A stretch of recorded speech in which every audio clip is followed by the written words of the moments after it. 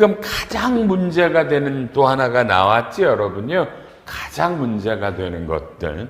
그러니까 이번에 세제 개편안에 있어서 가장 관심을 많이 받았던 게 이놈이었어요, 여러분요. 이놈이었단 말이에요.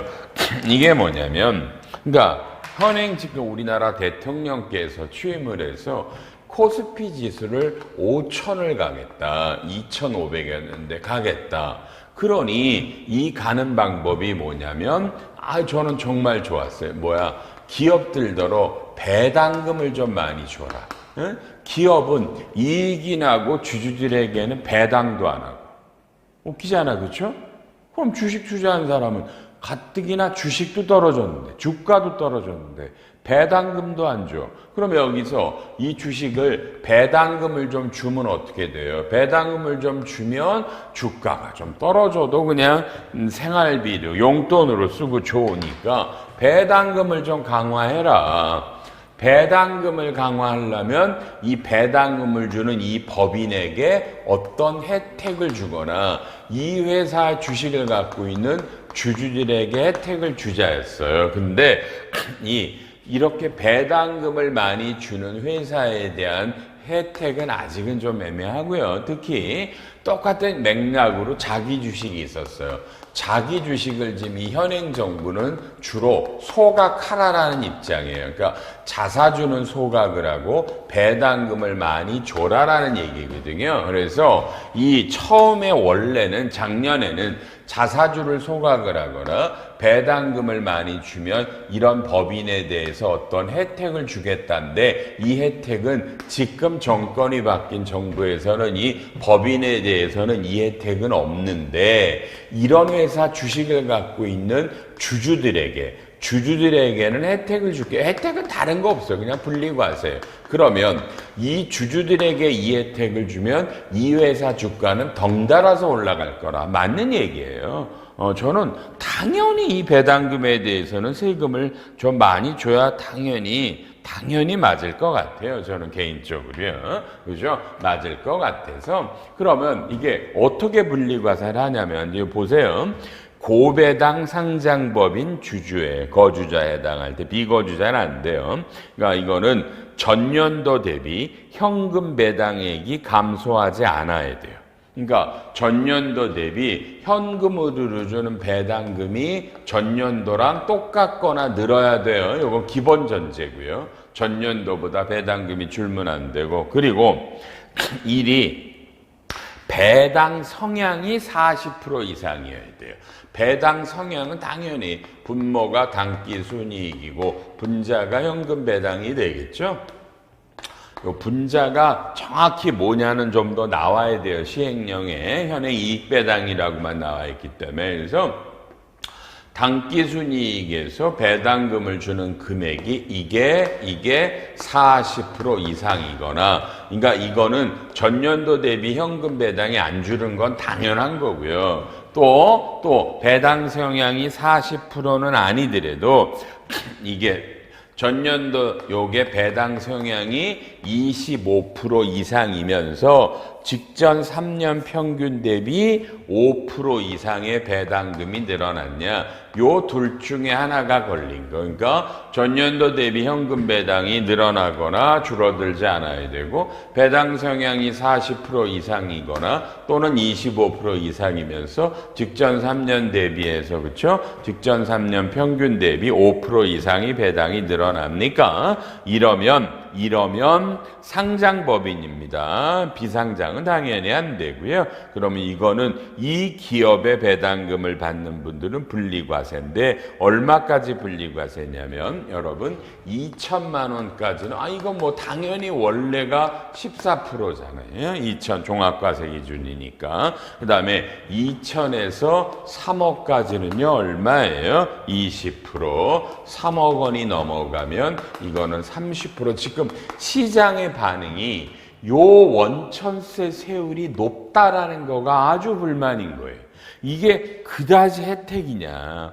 이게 그다지 면에 이게 35%인가 이게 특히, 그렇죠? 그러니까 이게 물론 배당금이 이 회사 배당금이 3억 원이 넘어가면 어마어마한 부자니까 어쨌든 근데 여러분 그로스업이라는 걸 하면 아무래도 지방세까지 해도 맥시멈이 43%인데 여기다 지방세를 합해버리면 38.5예요. 뭐 그냥 한 5% 정도인데, 그러니까 요 지금 이 원천징수로 끝난다라는 거에 지방세들이 있을 테니까 이게 조금 우리 시장의 기대치보다는 요 세율이 높다라는 거예요. 지금 요거에 대한 불만, 아까 양도의 대주주 기준을 10억으로 완화한다라는 불만, 이 불만들이 지금 주가를 누르고 있네요. 그래서 이건 한번 보시고요. 이건 굉장한 불만이 있어요.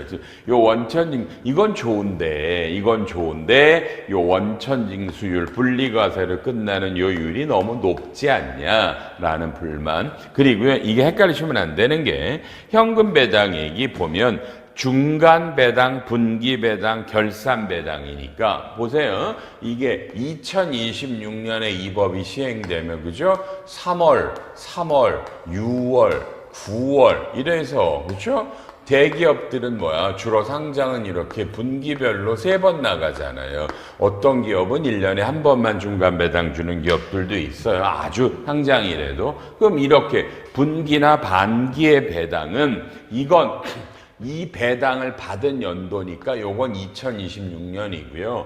이거에 대한 원래 정식 배당은 내년 3월이면 요거는 2027년이에요. 그러니까 이게 여러분 얼핏 보면 요놈들이 그렇죠? 요놈들이 2026년에 법이 바뀌면 이것들은 2027년부터다인데 아니에요. 연도 중에 분기와 반기의 배당들은 이 법이 바로 되니까 그럼 요거는 올해 내년, 그러니까 요게 2026년에 받으면 이 종합소득세는 요놈은 2027년 5월에 종합소득세예요. 종합소득세니까 좀 절차가 나와야 돼요. 이 기업들이 어떻게 원천징수를 할 거고 이 배당 받는 분들이 5월달 종소할 때 어떻게 신고를 해야 됩니다. 그래서 이 기업들은 우리가 이 분리과세 대상입니다라는 거를 공시하게 돼 있습니다. 이게 배당이 주총에서 결정되죠.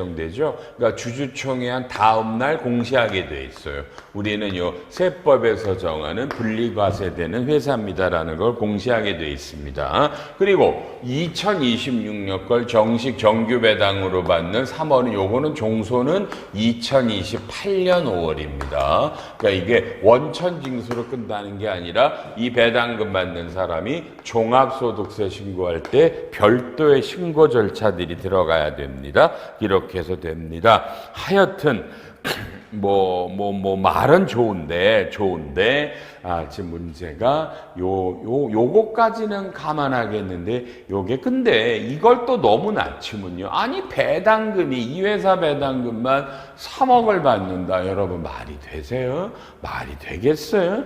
이런 거가. 그래서 이 어마어마한 부자들에게 또 이걸 낮춰주면 또 부자들에게 왜 이런 세금을 주냐 문제가 있어요. 근데 또 이렇게 하는 사람들은 뭐 이게 뭐 흑파란 이게 무슨 큰 혜택이야. 이런 걸 갖고 이게 뭐 주가를 뭐 올려달라는 얘기야. 뭐 이런 서로 간의 불만들이 지금 부딪히고 있는 거. 요것도 보는데 이대로 통과될지 일부가 약간의 수정이 될지는 보셔야 되겠네요. 그러니까 지금 요놈 몇 가지 핵심이 있죠. 올해는 통합고용세액공제가 하나 바뀌는 거, 요 고배당 기업들에 대한 분리과세 도입되는 거, 그죠? 뭐 좀 이따든 뭐 또 나오지만 여러분 자본준비금을 과세하겠다라는 거, 요런 몇 가지들이 있습니다. 여러분 너무너무 요놈도 민감한 겁니다. 요게 요대로 통과되냐 안 되냐도 또 열심히 봐주시면 되겠죠.